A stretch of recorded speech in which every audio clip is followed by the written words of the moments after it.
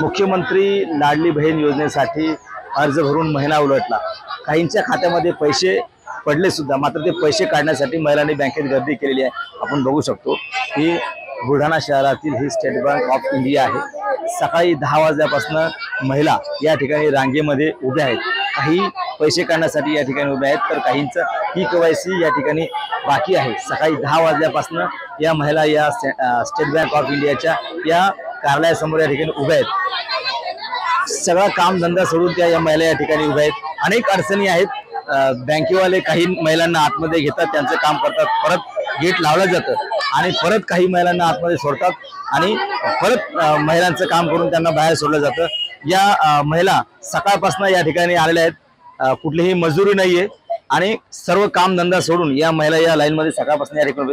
ताई, काय सांगाल तुम्ही? कालही परत आल्या, परत गेले, आजही परत आल्या, काय अडचण जाते? काल बंद होतं, काहीतरी विषय होता, बंद होतं, म्हणजे मशीन बंद होती म्हणून सांगितलं आणि वापस पाठवलं। आणि आता आज आलो तिथपर्यंत नाही, आता ते गेट बंद केलंय। एक तर सरकारनं दिलंय, तर एक आम्हाला सोडून एक केवायसी बंद करायला पाहिजे, सगळ्या अकाउंटला पैसे द्यायला पाहिजे। नाही तर मग जर केवायसी करायची असेल तर 2 काउंटर पाहिजे।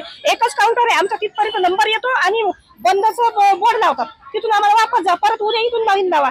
नाही असं काय, तुम्ही लाडक्या बहिणीला देऊन राहिले तर मग तुम्ही केवायसीचा फंड नाहीच पाहिजे ना।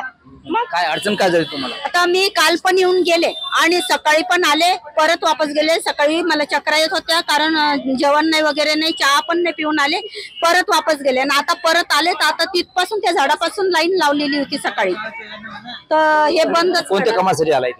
हे लाडकी बहिणीसाठी आलेली केवायसीचं। हा ते केलेले कागदपत्र, पण त्यांनी सांगितलं मशीन बिघडली, असं झालं। परत आम्ही वापस गेलो, आलो, काहीच काम नाही होऊन राहिलं। तर ही अशी परिस्थिती जी आहे ती महिलांना या ठिकाणी लाडली बहीण योजना जरी सुरू केली असली तरी ई-केवायसी जी अट आहे ती रद्द करावी अशी मागणी या लाईन मध्ये लागलेल्या महिलांची आहे।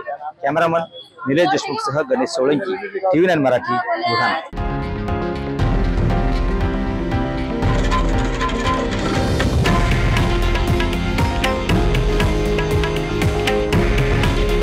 हे आहे देशातील नंबर 1 न्यूज नेटवर्क आणि आपण पाहत आहात TV9 मराठी।